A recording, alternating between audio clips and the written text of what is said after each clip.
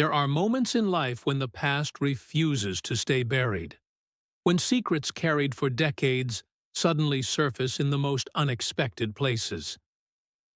For 78-year-old Frank Morrison, that moment came on a warm June morning at the Naval Special Warfare Center in Coronado, California. He was just there to watch his grandson receive his SEAL Trident. Nothing more. A proud grandfather in a worn jacket, sitting quietly in the back row, hoping not to draw attention. But the universe had other plans, because sometimes the stories we try to forget are the ones that need to be told the most. Frank had arrived early that morning, his hands trembling slightly as he clutched the crumpled program. His daughter Sarah had begged him to come, to see young Marcus receive the honor that represented years of brutal training and sacrifice. Frank had resisted at first. Graduations meant crowds, questions, and eyes that might linger too long on the faded marks of a life he'd locked away. But when Marcus called him personally, voice breaking with hope, Frank couldn't say no. So here he sat, surrounded by families buzzing with excitement, camera phones raised, children fidgeting in pressed clothes. He pulled his jacket tighter, despite the California sun streaming through the windows, covering the faded ink that snaked up his forearm. What happened next would shatter the careful silence he'd maintained for over 50 years. The ceremony began with all the precision you'd expect from the Navy. Speeches about honor, sacrifice, and the warrior spirit echoed through the hall. Frank watched his grandson stand tall among the other graduates, their faces young and determined, and he felt something crack inside his chest. Pride, yes, but also a deep, aching recognition. He'd worn that same expression once, in another lifetime, in jungles so thick you couldn't see the sky. As the SEAL commander, a decorated officer named Captain James Reeves, moved through the rows greeting families, Frank lowered his gaze. He'd perfected the art of invisibility over the years, the ability to shrink into himself until people looked right past him. But when you've lived the kind of life Frank had, sometimes invisibility isn't enough. Captain Reeves was shaking hands, thanking parents and grandparents for their support when he reached Frank's row.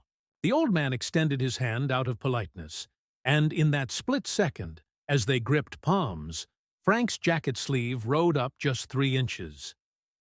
Time seemed to fracture.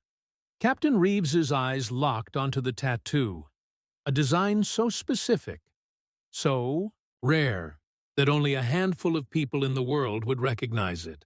His face went pale, his hand froze mid-shake. "Sir," he said, his voice barely a whisper, "where did you get that mark?" The families around them fell silent, sensing something profound unfolding. Frank tried to pull his hand back, to cover the tattoo, but the captain's grip tightened, not with aggression, but with desperate reverence. "It's nothing," Frank muttered, his voice rough from decades of cigarettes and silence. "Just old ink from a long time ago." But Captain Reeves wasn't letting go. His eyes, sharp and trained to read men in the darkest circumstances, searched Frank's weathered face. "That's not just old ink," he said, loud enough for others to hear now. "That's the mark of Mac V-SOG, Military Assistance Command, Vietnam Studies and Observations Group."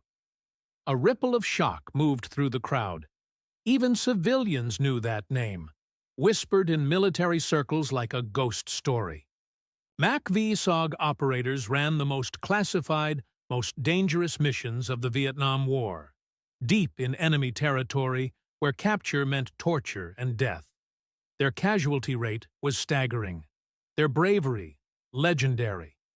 And this old man in the worn jacket, who'd been sitting quietly in the back, was one of them. Frank's jaw tightened. 53 years he'd kept this buried.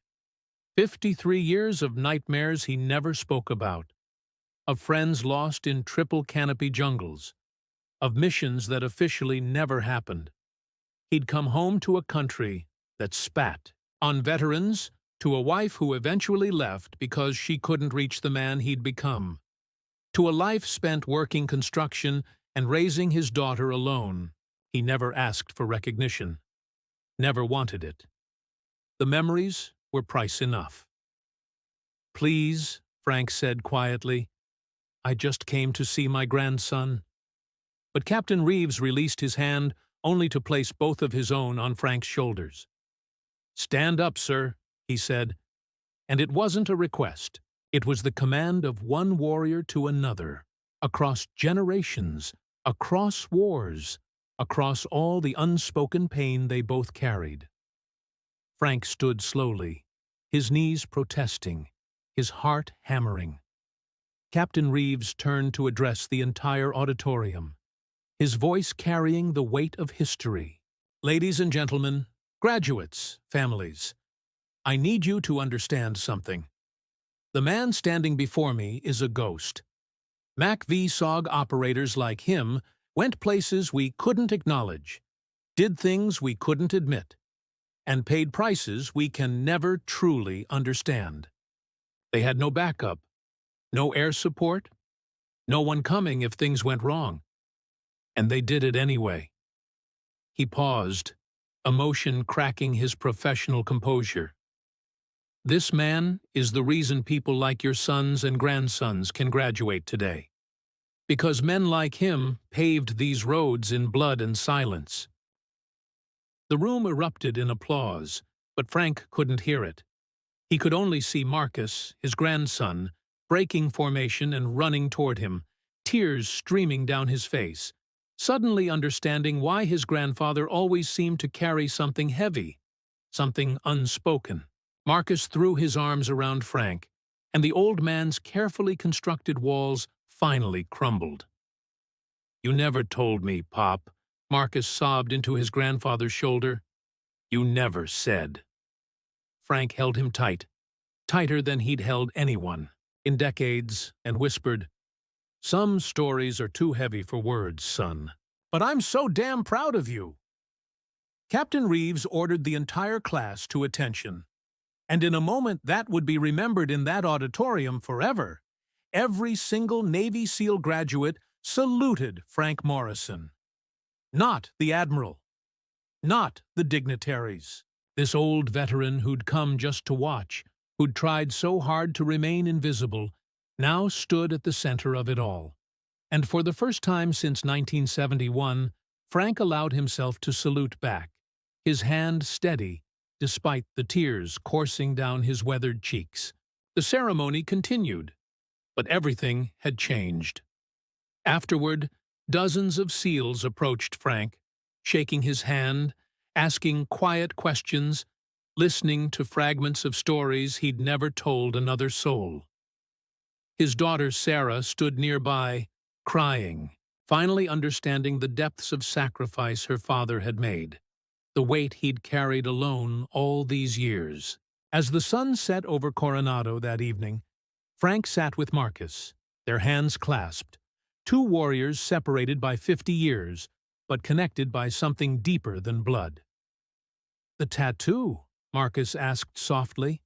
"What does it really mean?"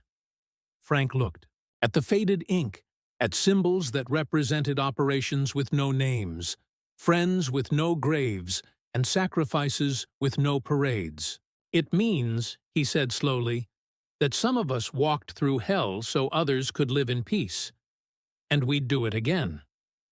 What Frank didn't know was that his story would spread through the SEAL community like wildfire, that Captain Reeves would personally ensure his service was finally, properly recognized, or that his grandson would carry his legacy forward with even greater purpose. Sometimes the most powerful stories are the ones we never meant to tell. And sometimes being seen, truly seen, is the greatest honor of all.